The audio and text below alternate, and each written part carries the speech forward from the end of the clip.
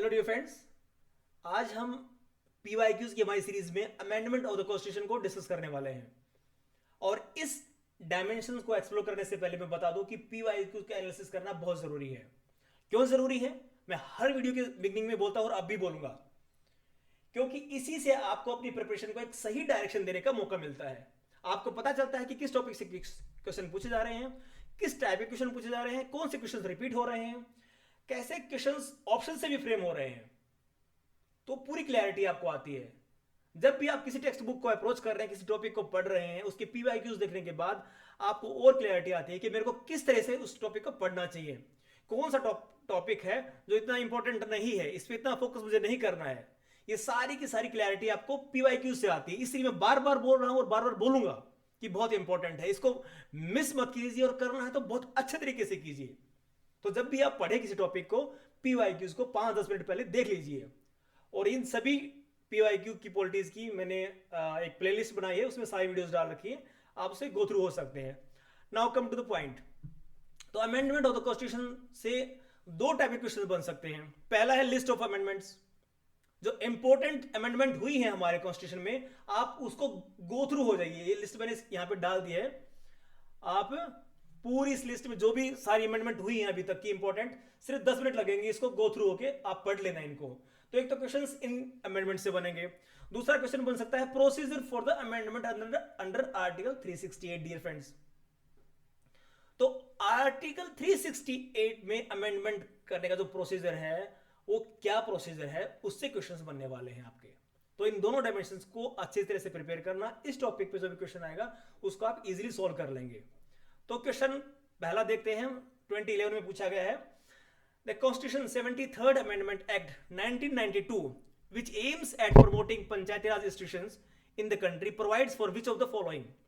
तो 73rd amendment act से कौन कौन सी चीजें प्रोवाइड की गई, ऑप्शंस दिए गए इसके अंदर।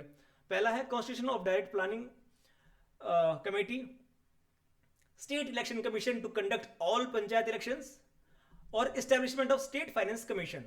तो माय डियर फ्रेंड्स, ये फाइनेंस कमीशन और election commission related to state are being provided in 73rd amendment act. और ये डिस्ट्रिक्ट प्लानिंग कमेटी जो है ना, वो 74th अमेंडमेंट एक्ट में प्रोवाइड की गई थी। तो इस बात को आपको ध्यान में रखना है कि अगर आपको इस क्वेश्चन से एनालाइज करना हो कि आगे कैसा क्वेश्चन पूछा जा सकता है, तो आपसे पूछ लेंगे कि भाई फंक्शन क्या है इसके, डिस्ट्रिक्ट प्लानिंग कमेटी के, इसका कंपोजिशन क्या है, स्टेट इलेक्शन कमीशन का कंपोजिशन क्या है, कौन से एक्ट के उसमें है ये। मतलब इस ऑप्शन को क्वेश्चन बना दिया और इसको ऑप्शन बना दिया, ऐसे भी होता है। मतलब जो इस बार जो ऑप्शन है उसको आगे क्वेश्चन बना देंगे, और जो आपका क्वेश्चन है उसको ऑप्शन में ले आएंगे। तो ये जो ट्रिक्स है ना यूपीसी की, ये भी आपको समझनी है। तो आंसर है इसका 2 and 3, state finance commission and state election commission were provided under constitution amendment 73rd। Next question, A deadlock between the Lok Sabha and Rajya Sabha calls for joint sitting of the parliament during the passage of. अब देखिए, ये 2012 में पूछा गया ये question. इसको explore करने से पहले एक बार हम देख लेते हैं ब्रीफली कि जो अमेंडमेंट आर्टिकल 38 के अंदर होती हैं उसके क्या क्या सिग्निफिकेंट पॉइंट है। ठीक है, तो पहला देखते हैं कि इससे जो हाउसेस हैं पार्लियामेंट के, लोअर हाउस और अपर हाउस, उसका क्या रोल है। तो किसी भी हाउस के अंदर हम कॉन्स्टिट्यूशनल अमेंडमेंट एक्ट को बिल को इंट्रोड्यूस कर सकते हैं, ये बात आप याद रखना। इसमें दोनों ही राज्यसभा और लोकसभा को बराबर का इक्वल का पोजीशन दी गई है इसके अंदर। उसके बाद में दोनों ही हाउसेस में इसको स्पेशल मेजोरिटी से पास करना पड़ेगा उस बिल को।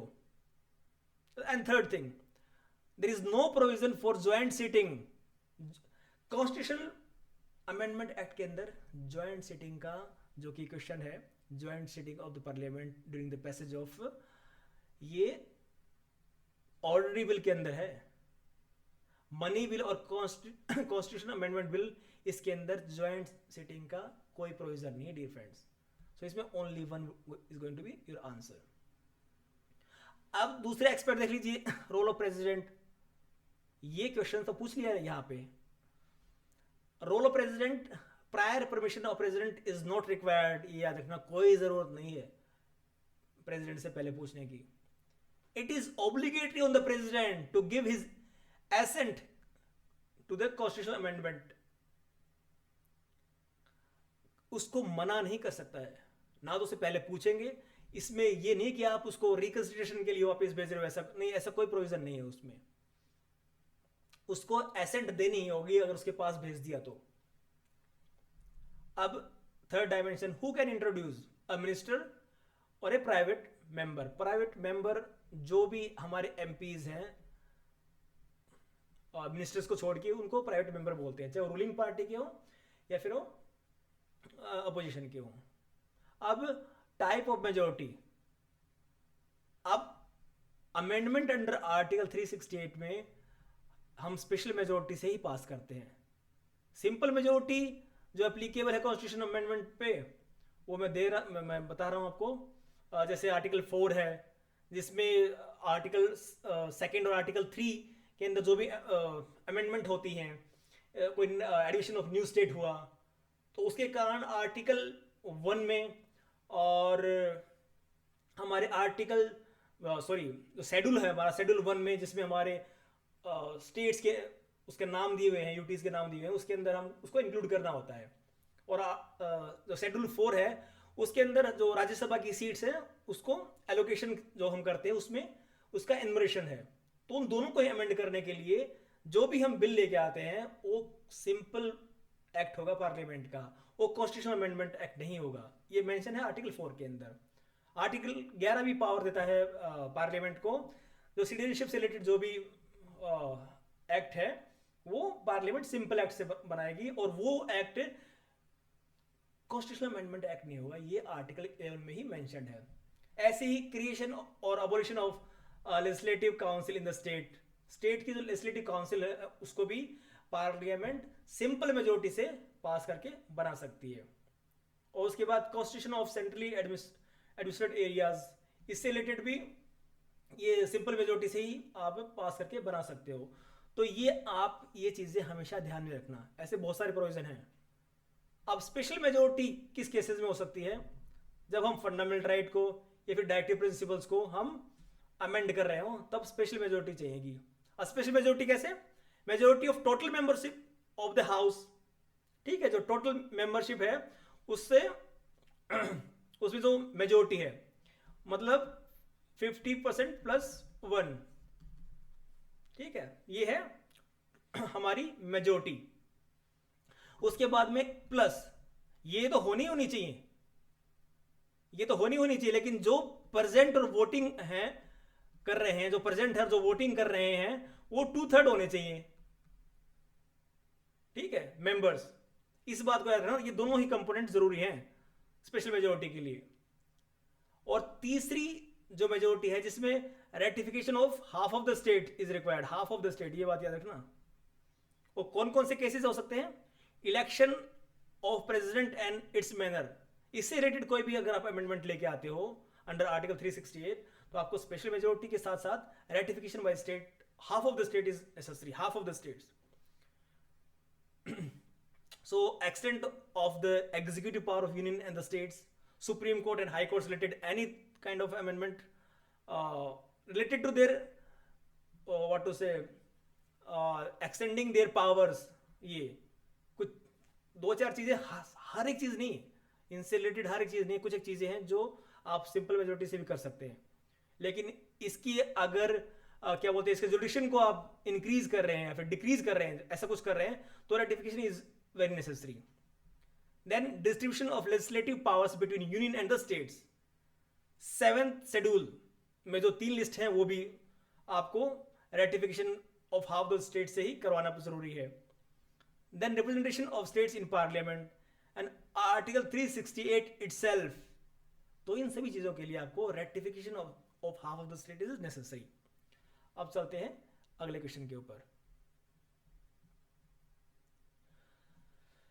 क्वेश्चन 13 में आया, consider the following statements, an amendment to the constitution of India can be initiated by an introduction of a bill in Lok Sabha only. बिल्कुल गलत है। हमने पहले डिस्कस किया था कि दोनों ही हाउसेज में हम कॉन्स्टिट्यूशनल अमेंडमेंट जो बिल है उसको इंट्रोड्यूस कर सकते हैं। Second, if an amendment seeks to make change in the federal character of the constitution, the amendment also requires to be ratified by the legislature of all the states of India। ये all जो शब्द है ना, इसने यहाँ पे issue create कर दिया, क्योंकि हमने क्या देखा था यहाँ पे, half of the states legislature,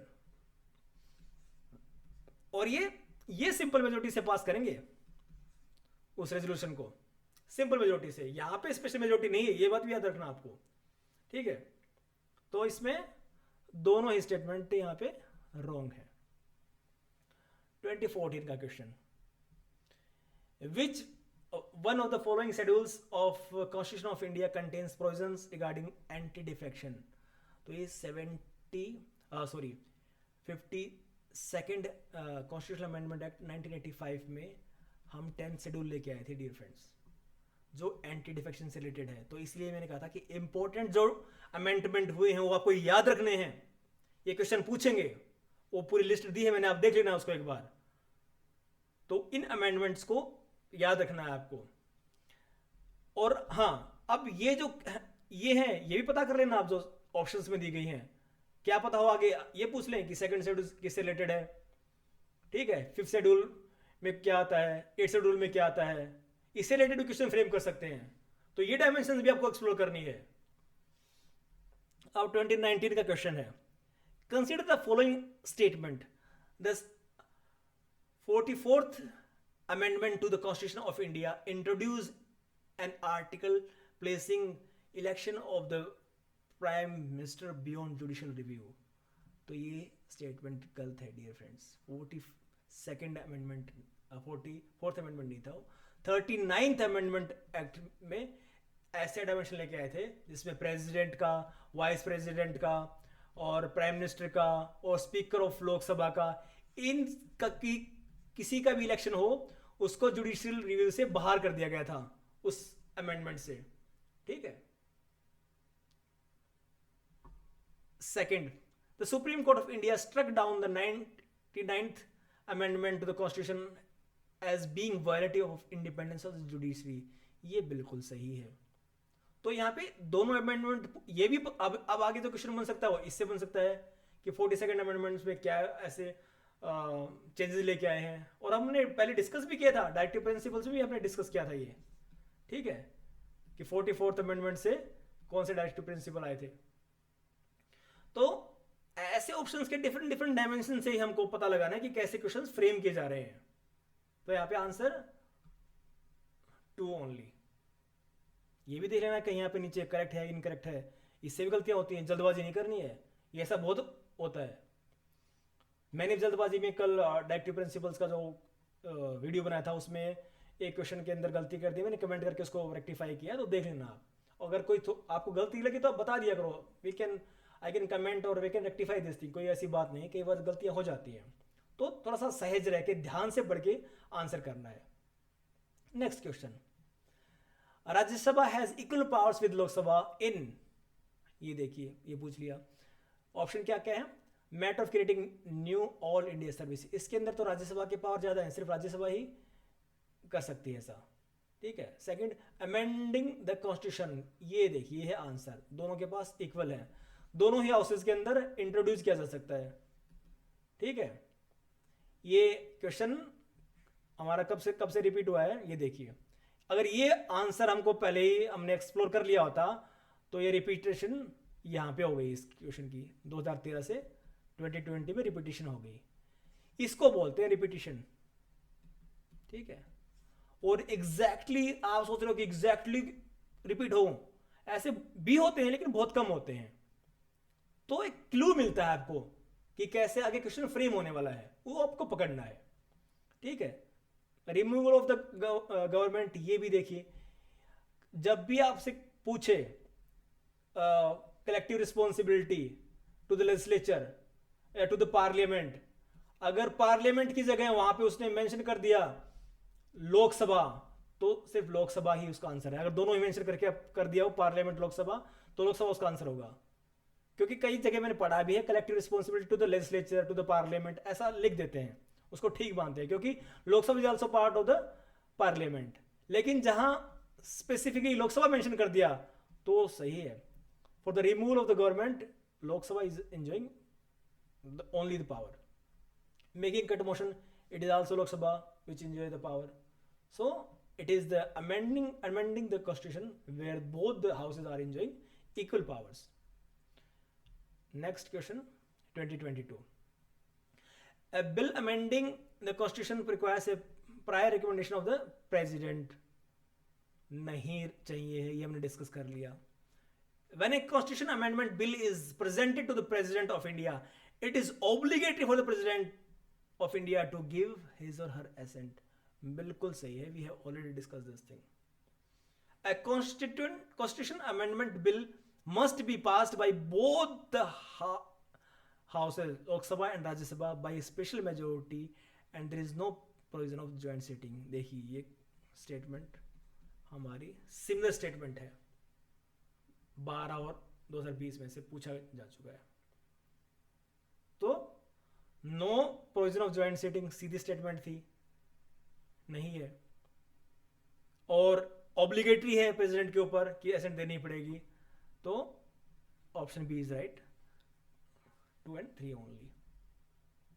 now question number 34 जो 23 में आया है। In India, which of the following constitutional amendment was widely believed to be enacted to overcome judicial interpretation of fundamental rights? ये सारा जो झगड़ा है ना, जो हमारा बेसिक स्ट्रक्चर पे आके रुकता है केशवानंदा भारती पे, वो यहीं से स्टार्ट हुआ था फर्स्ट अमेंडमेंट से। ठीक है, first amendment act curtailed the fundamental rights to property guaranteed by Article 31 और आर्टिकल 19(1)(f) में शायद मेंशन किया हुआ था कि आप राइट टू प्रॉपर्टी को एंजॉय कर सकते हैं under article 19 as well. So first amendment ने इसको कर्टेल किया। किस लिए कर्टेल किया?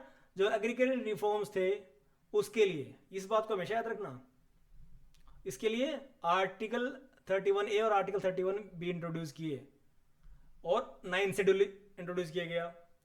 तो जो भी जमींदारी से रिलेटेड जो भी लॉ स्टेट गवर्नमेंट बना रही थी या फिर सेंट्रल गवर्नमेंट बना रही थी, उनको 9 शेड्यूल में रख दिया गया और जुडिशियल रिव्यू से इम्यून कर दिया गया उनको। ठीक है, तो ये भी आपको याद रखना है डियर फ्रेंड्स। सो ये फर्स्ट अमेंडमेंट थी जो इनेक्ट की गई जुडिशियल इंटरप्रिटेशन से बचने के लिए, और इसी के से ही सारे केसेस स्टार्ट हुए हैं। उसके बाद में पहले Kameshwar versus state of Bihar से स्टार्ट हुआ था, जिसमें फंडामेंटल राइट्स जो आर्टिकल 31 है उसको ध्यान में रख के जो बिहार का कोई एक एक्ट था जमींदारी से रिलेटेड, उसको नल एंड वॉइड कर दिया गया था। उससे ओवरकम करने के लिए फर्स्ट अमेंडमेंट लेके आए थे। तो this is the answer is a. तो ऐसे इन चीजों पे हमको याद रखना है, प्रोसीजर क्या है अमेंडमेंट का, और उसके बाद जो इंपॉर्टेंट अमेंडमेंट्स हैं उसको हमको ध्यान में रखना है। इंपॉर्टेंट अमेंडमेंट्स वो मैंने एक बेसिक सा थोड़ा स्ट्रक्चर बना के दे दिया है, आप उससे गो थ्रू होना और अपनी प्रिपरेशन को इसी से ही एक डायरेक्शन आपको देके चलनी है। तो मैं फिर रिपीट कर रहा हूं, जब भी आप पढ़ो एक रेफरेंस इन्हीं का लेके चलना है आपको। इसी के बेसिस पे आपको अपनी प्रिपरेशन को एक स्ट्रॉन्ग फाउंडेशन देनी है और यहीं से आइडिया लगाना है कि कौन से टॉपिक से क्वेश्चन बनने वाले हैं और कौन से टॉपिक्स पे आपको ज़्यादा फोकस करना है, किस सोर्सेज से रेफर करना है, ताकि आप ये ऐसे क्वेश्चंस को इजीली आप गैप्स कर पाओ। ओके डियर फ्रेंड्स, तो इसी के साथ हम अपने वीडियो को रैप अप करते हैं। Thank you so much.